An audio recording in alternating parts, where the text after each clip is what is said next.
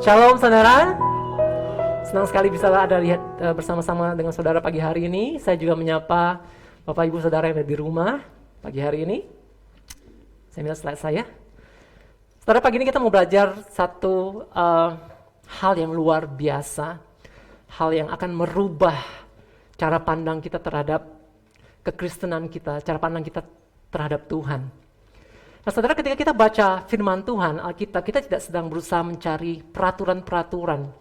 Kita tidak sedang berusaha mencari informasi atau pengetahuan, saudara. Seluruh Alkitab ketika kita dijadikan satu kata, kita simpulkan dengan satu kata, yaitu Yesus. Semuanya itu yang kita baca itu fokusnya cuma satu, saudara. Ketika kita mengerti hal ini, cara kita membaca Alkitab akan berubah. Ketika kita membaca dengan kacamata perjanjian baru, kita melihat dengan cara yang berubah, saudara. Emmanuel, God with us. Matius 1 ayat 22 sampai 23, hal itu terjadi supaya genaplah yang difirmankan Tuhan oleh Nabi.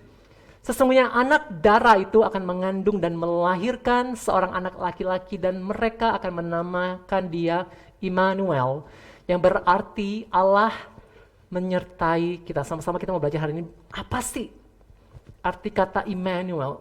God with us. Sesuatu yang sangat powerful. Nah, Matius tadi adalah penggenapan dari Yesaya 7 ayat 14. Sebab itu Tuhan sendirilah yang akan memberikan kepadamu suatu pertanda, sesungguhnya seorang perempuan muda mengandung dan akan melahirkan seorang anak laki-laki dan ia akan menamakan dia Immanuel. Nah, saudara, dalam versi bahasa Inggrisnya ada satu hal menarik di sini, sangat jelas sekali. Kalau versi Indonesia tadi anak darah, ya, perempuan muda. Kalau versi bahasa Inggrisnya berbeda, saudara. Therefore the Lord himself will give you a sign, the virgin will be with child and will give birth to a son and will call him Emmanuel. Jelas sekali, saudara, apa dikatakan sini? Virgin. New NIV, King James Version also, sama, virgin. Apa virgin? Perawan, saudara. Jelas sekali, ya. Nah, apa artinya Immanuel, God with us? Artinya banyak, saudara. Nah, kalau kita nggak dapatkan hal ini, kita benar-benar rugi sebagai orang-orang yang percaya. Yang pertama, it means you are successful and prosperous. Artinya kita berhasil dan kita prosperous, kita makmur. Ya, kita lihat sama-sama, saudara. Tetapi Tuhan menyertai Yusuf sehingga ia menjadi seorang yang selalu berhasil dalam pekerjaannya, maka tinggallah ia di rumah tuannya orang Mesir itu. Nah, Tuhan menyertai Yusuf, God with Joseph. Apa yang terjadi, saudara? Ia menjadi orang yang selalu berhasil dalam pekerjaannya. Nah, saudara, posisi Yusuf waktu itu adalah seorang budak. Kita tahu seorang budak itu sudah dibeli. Seluruh keberadaannya itu sudah terjual, saudara. Ya, tapi Alkitab katakan apa? Tuhan menyertai Yusuf. Dan ketika Tuhan menyertai Yusuf, ada hal yang luar biasa. Ya, kalau versi bahasa Inggris dikatakan apa? The Lord was with Joseph and he was a successful man. Dan versi yang lain, the Lord with Joseph and he was a prosperous man. Apa artinya, saudara? Ya, saya ambil dari Google. Successful, artinya accomplishing an aim, mencapai satu tujuan. Ya, prosperous, successful in material term, flourishing financially. Secara keuangan dia diberkati, berhasil. Kalau kita pikir-pikir, apa yang berhasil seorang budak? Dia nggak punya apa-apa, saudara. Tapi di mata Tuhan, ketika dikatakan Tuhan menyertai Yusuf, dia bukan sekedar budak, saudara. Dia seorang perdana menteri. Ya, waktunya belum tiba waktu itu, tapi firman Tuhan katakan apa? God with Joseph. Tuhan beserta dengan Yusuf. Kalau kita mengerti hal ini suatu hal yang luar biasa. Kadang-kadang kita akan melihat posisi kita sekarang, kehidupan kita sekarang rasanya seperti Yusuf waktu itu mungkin. Gak ada apa-apanya, gak ada hal-hal yang bisa kita banggakan, gak ada hal-hal yang kita bisa jadikan dasar, saudara. Tapi ketika kita mengerti hal ini, kita tahu ada sesuatu yang besar terjadi di dalam kehidupan kita ketika kita mengerti Immanuel, God with us. Nah, saudara, hal yang kita mengerti adalah be patient with the process. Saudara, bersabar dengan prosesnya. Ya, butuh 13 tahun untuk Yusuf sampai mimpi itu digenapi. Ya, dan prosesnya panjang, saudara, nggak gampang. Tapi pada akhirnya happy ending. Kalau saya nonton film, saya suka yang happy ending, saudara. Saya nggak suka kalau yang hero-nya itu mati, nggak suka saya, saudara. Dan saudara, saya pastikan dalam Tuhan kita punya janji firman Tuhan buat kita. Ayat favorit saya Yeremia 29:11 berkata, sebab Tuhan mengetahui rancangan apa yang ada pada Dia mengenai hidup kita, saudara. Rancangan untuk masa depan yang penuh pengharapan. Saudara, ada happy ending buat setiap kita, saudara. Tapi apa yang harus kita lakukan? Be patient with the process. Butuh waktu 15 tahun bagi Daud untuk menjadi seorang raja dari waktu dia diurapi. Dan bahkan butuh waktu 22 tahun sampai dia akhirnya menjadi raja seluruh Israel. Perjalanan yang panjang dan tidak mudah, saudara. Tapi ada happy ending. Amin, saudara. Apalagi artinya, saudara? God with us. It means God will never leave you. Tuhan tidak akan pernah meninggalkan kita. Saudara, ini janji yang luar biasa, saudara. Ini janji yang bisa menjadi pondasi kita, sandaran kita, jangkar kehidupan ketika kehidupan kita dalam masa-masa yang sulit, saudara. Ibrani 13, saya ambil bagian 5b-nya. Karena Allah telah berfirman, aku sekali-kali tidak akan membiarkan engkau dan aku sekali-kali tidak akan meninggalkan engkau. Saudara, kita semua pasti pernah mengalami waktu-waktu yang sulit dalam kehidupan kita, saudara. Ada satu quote yang bagus sekali. Don't promise when you're happy. Kadang-kadang kalau kita lagi senang, lagi happy, saudara, kita suka buat janji yang kita nggak bisa tepati, saudara. Ya. Don't reply when you're angry. Jangan balas. Jangan menjawab waktu kita lagi marah. And don't decide when you're sad. Jangan putuskan sesuatu ketika kita lagi sedih, saudara. Ya, bersabar dengan prosesnya. Ya, nanti lewat semua, saudara. Apalagi, saudara? It means you are accepted. Artinya kita diterima. Ya. Efesus 1 ayat 6, supaya terpujilah kasih karunia-Nya yang mulia, yang dikaruniakannya kepada kita di dalam Dia yang dikasihinya. Nah, saudara, jujur kadang-kadang kalau bahasa Inggris ini lebih jelas loh, saudara. Kalau bahasa Indonesia ini kadang kayak ngambang-ngambang gitu, saudara. Ya, coba baca, saudara, kalau nggak percaya. Supaya terpujilah kasih karunia-Nya yang mulia, yang dikaruniakannya kepada kita dalam Dia yang dikasihinya. Agak jelimet, saudara. Tapi kita lihat versi bahasa Inggrisnya. To the praise of the glory of His grace by which He has made us accepted in the beloved. Simple sekali, saudara, kita diterima in the beloved, artinya kita diterima dalam sebagai kumpulan orang-orang yang dikasihi. Ya, waktu Tuhan Yesus dia dibaptis, apa yang disebut, apa yang Bapa panggil Tuhan Yesus? Anakku yang kukasihi. Nah, ketika Yesus mati, kita diterima menjadi pribadi yang dikasihi itu. Bayangkan, saudara, posisi kita dengan posisi Tuhan Yesus itu menjadi sama, saudara. Ayat yang lain berkata, Tuhan Yesus seperti saudara sulung kita. Amin.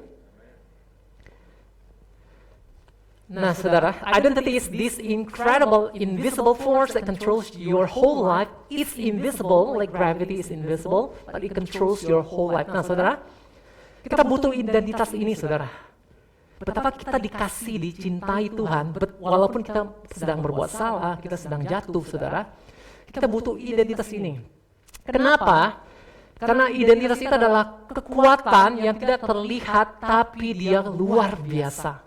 Kuat luar biasa, saudara, yang mengendalikan seluruh kehidupan kita. Ya, it's invisible, tidak terlihat seperti kekuatan gravitasi yang tidak terlihat, tetapi identitas itu mengendalikan. It controls your whole life. Seluruh kehidupan kita dikendalikan oleh gravitasi. Ya, dimanapun kita berada, kalau kita coba aja terjun dari lantai 2, saudara, pasti kita jatuhnya ke bawah, saudara. Jangan coba-coba selama kita di bumi, saudara, ya. Kalau di luar lain lagi ceritanya. Kita perlu yakin dengan seyakin-yakinnya identitas kita God with us. Kita diterima, kita dikasihi, saudara. Ya, it means you are loved. Karena begitu besar kasih Allah akan dunia ini sehingga Ia telah mengurniakan anaknya yang tunggal, supaya setiap orang yang percaya kepada tidak binasa melainkan beroleh hidup yang kekal. Nah, saya pernah cerita, Pak Eri mungkin ingat, ya, tentang seorang hamba Tuhan. Jadi dia waktu itu dia mau apply visa ke Amerika. Ya, Pak Eri ingat ya.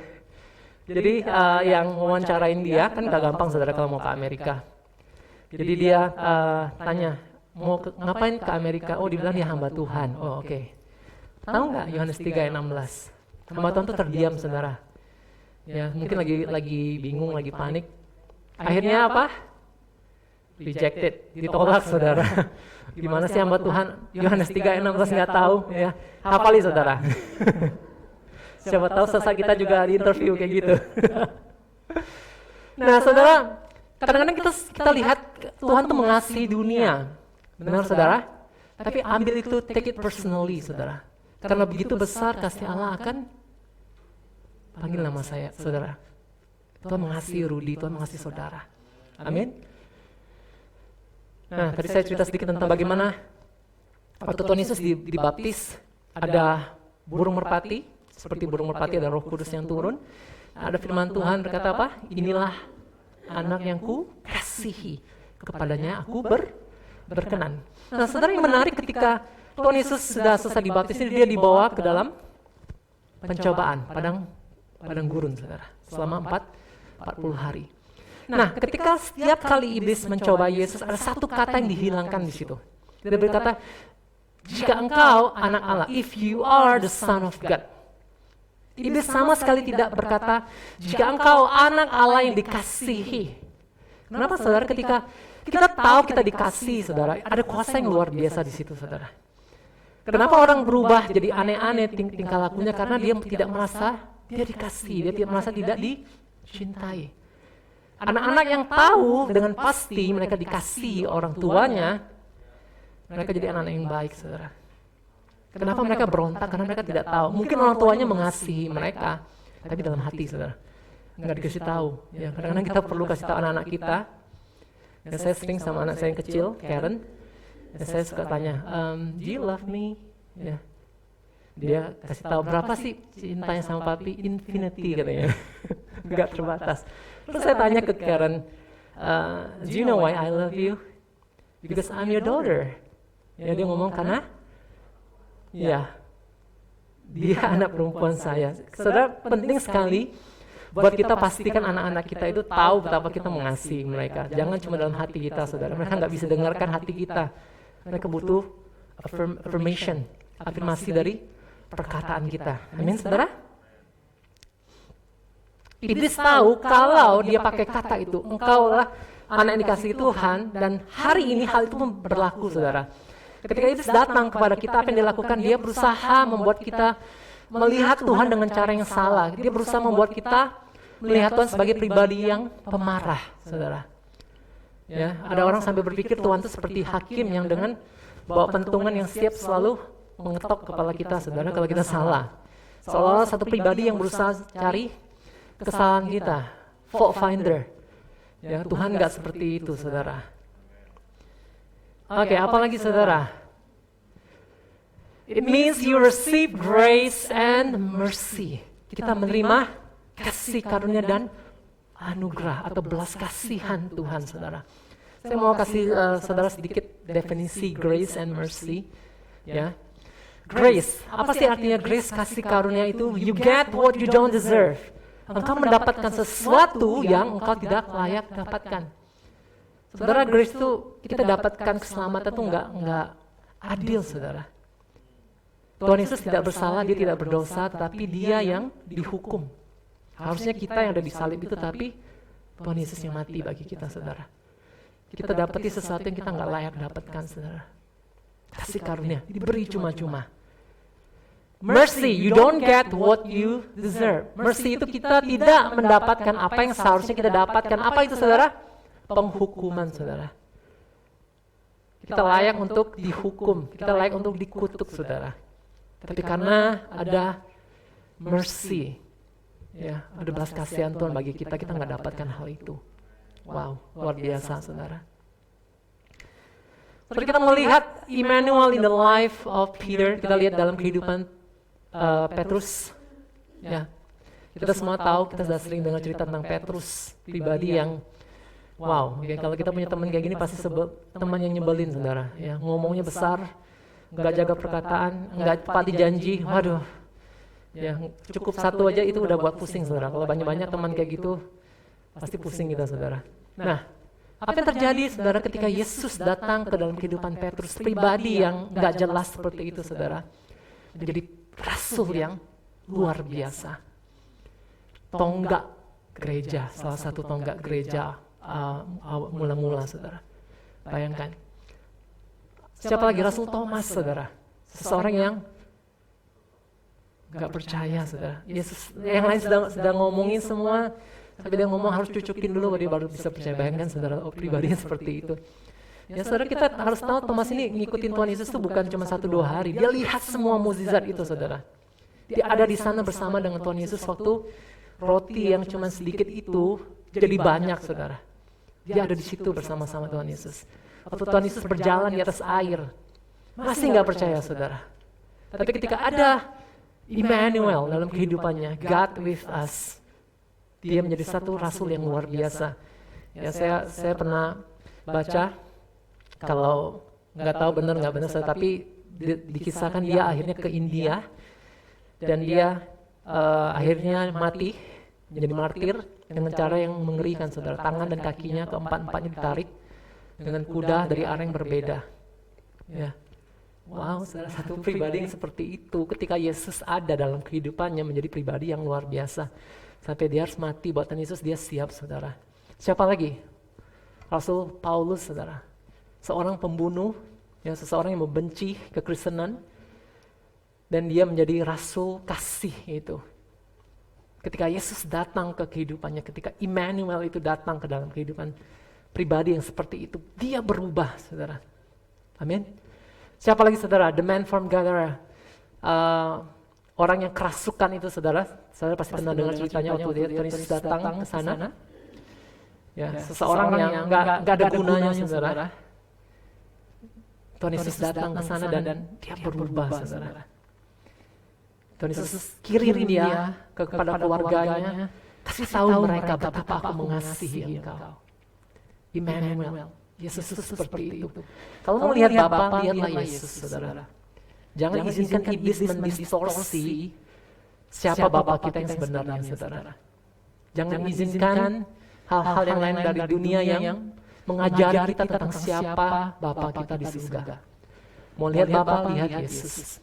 Jauh-jauh cuma datang untuk menyelamatkan satu orang yang kerasukan saudara. Setelah itu dia izinkan 2000 babi mati.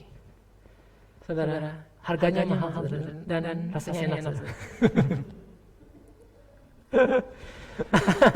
Kecuali Ko Hengki, Ko Hengki tidak setuju.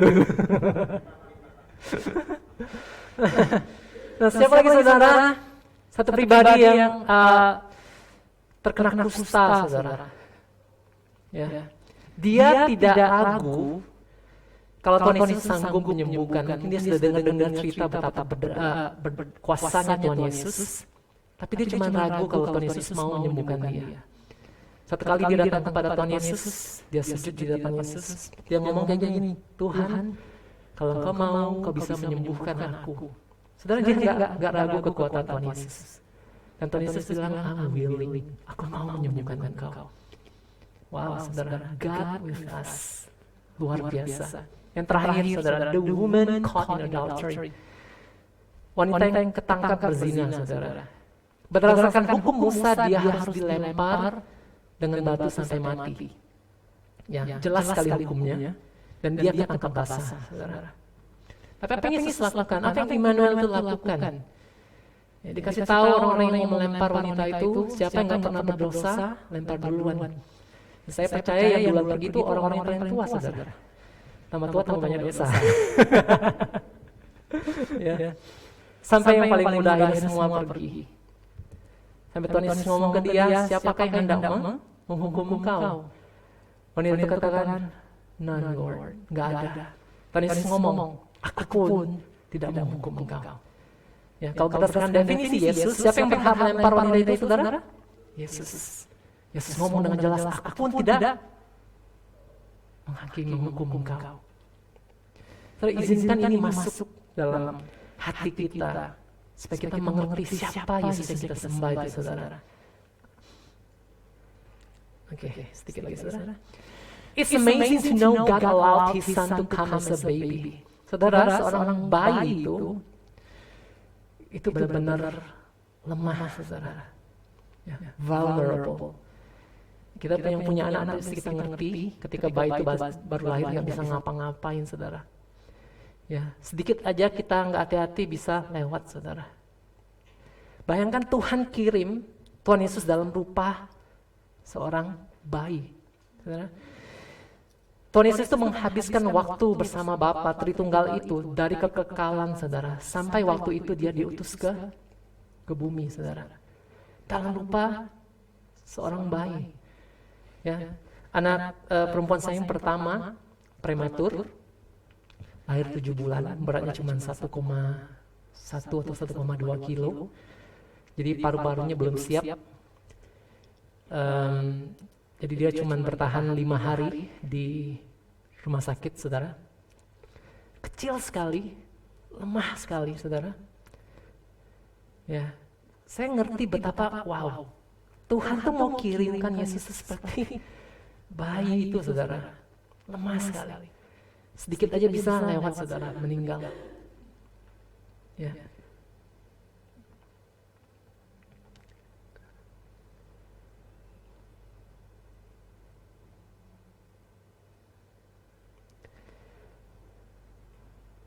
Emmanuel in the life of you and me. Emmanuel dalam kehidupan kita, saudara. Ibrani 4 ayat 15, sebab imam besar yang kita punya bukanlah imam besar yang tidak dapat turut merasakan kelemahan kita. Sebaliknya sama dengan kita, ia telah dicobai hanya tidak berbuat dosa. Saudara, hari-hari kalau kita sedang mengalami hal-hal yang tidak menyenangkan dalam hidup kita, lagi mungkin ekonomi tidak baik, saudara, ada masalah dalam rumah tangga, ketahuilah Tuhan Yesus turut merasakan kelemahan-kelemahan kita. Emmanuel, God with us, Tuhan beserta dengan kita, dimanapun kita, kapanpun kita, Dia ada bersama-sama dengan kita. Amin, saudara. Saya undang pemain musik, worship leader, para singers.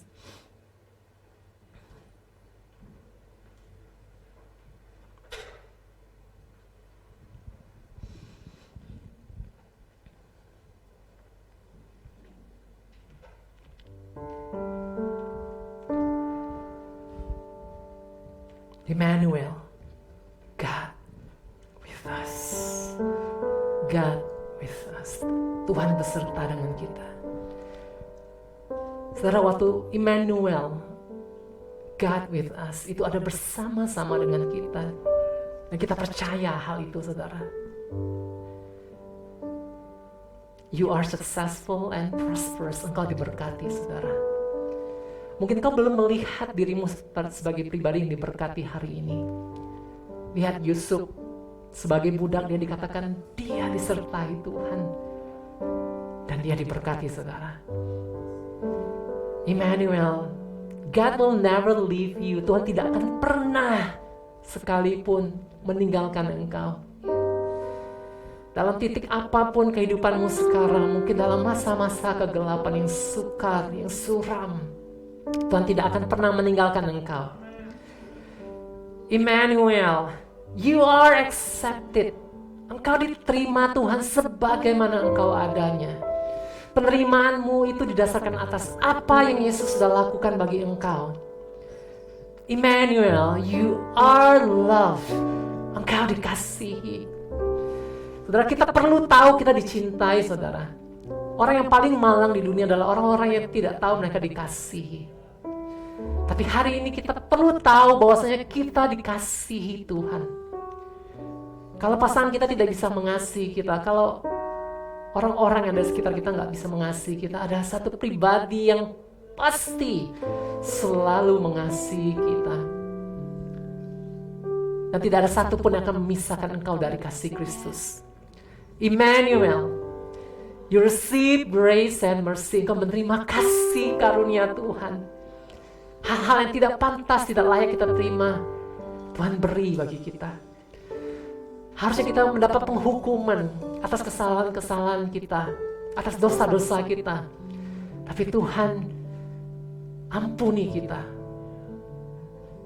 Amin, saudara. Ku tidak takut, sebab Kau besertaku.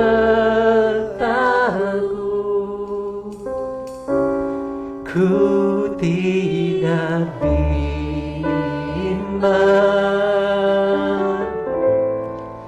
sebab Engkau Allahku.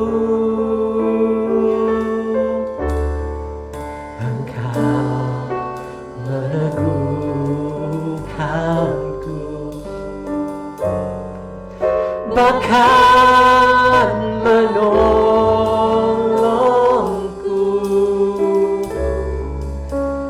Kau batu karang, Yesus Tuhan, Yesus Tuhan. Katakan dengan iman percaya, Yesus memegangku dengan tangan kanannya. Yesus, Yesus memberiku kemenangan.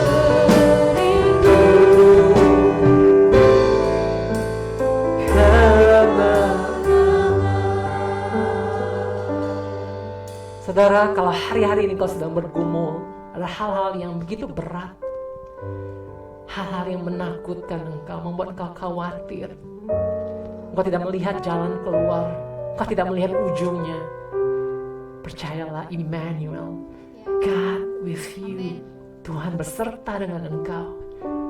Yesus yang memegang engkau dengan tangan kanannya. Engkau akan menang, engkau akan lewati semuanya. Dan bagi kita orang-orang yang percaya, ada masa depan yang penuh pengharapan. Ada happy ending bagi setiap kita, saudara. Bapak berdoa buat setiap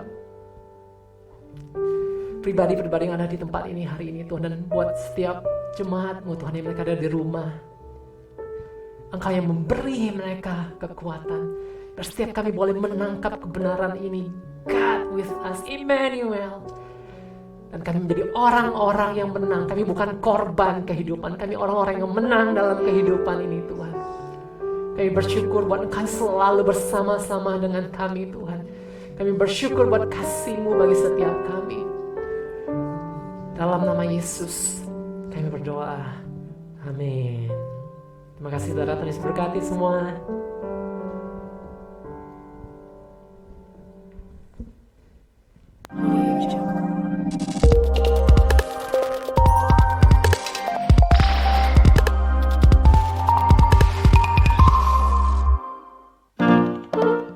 Telah dibuka penerimaan peserta didik baru di Sekolah Tunas Pelita Bangsa Jambi untuk nursery atau KB, TK, dan SD. Untuk info lebih lanjut, saudara dapat menghubungi nomor yang tertera di flyer berikut. Dihimbau kepada Bapak Ibu Saudara untuk menyimak nomor WA Pelita Center, yaitu di 0852 13 79 2918. Setelah disimpan, dimohon untuk mengirim pesan ke nomor yang sama dengan isi pesan sebagai berikut: nama Bapak Ibu Saudara dan ibadah Bapak Ibu Saudara. Akan diadakan doa puasa pelayan pada hari Sabtu tanggal 26 Juni 2021 pada jam 12 siang di Sekretariat Pelita, Peluang Anggrek. Kami mengucapkan selamat ulang tahun kepada Bapak Ibu Saudara di sepanjang minggu ini.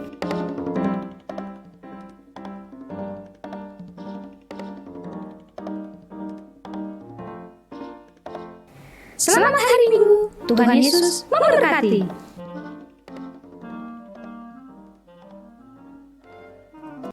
Oke, shalom Bapak Ibu.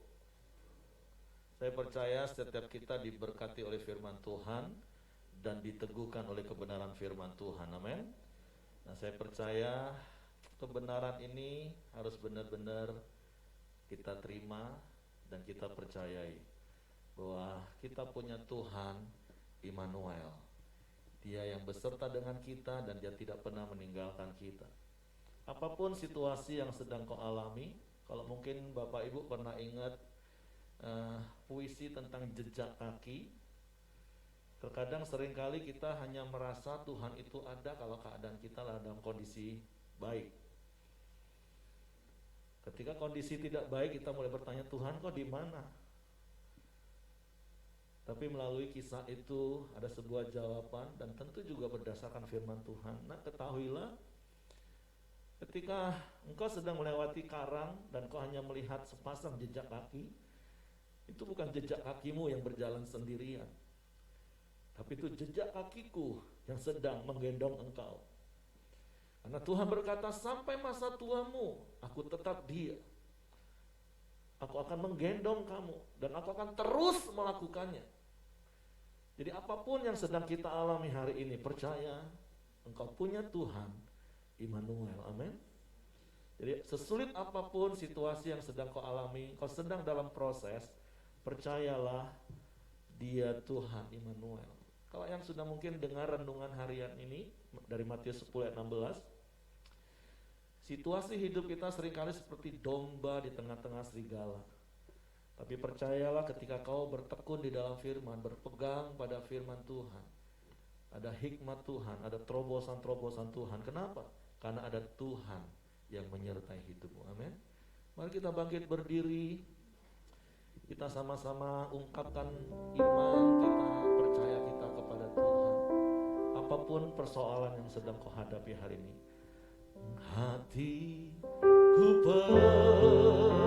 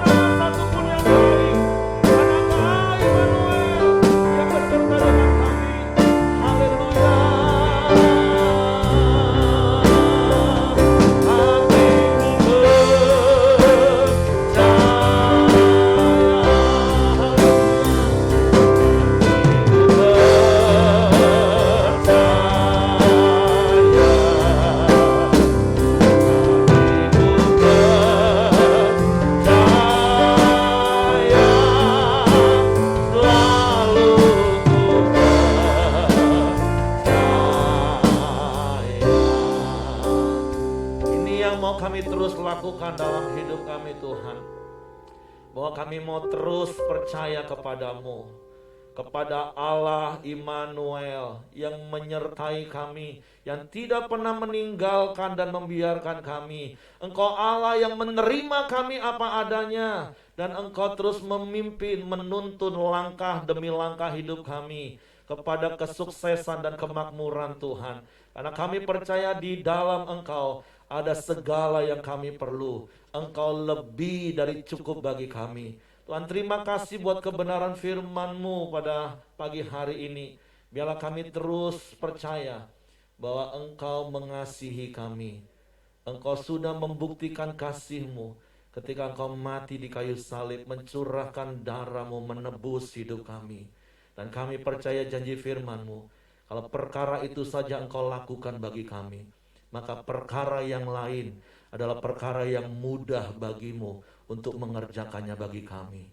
Tuhan, kami bersyukur pagi hari ini punya Allah yang seperti Engkau.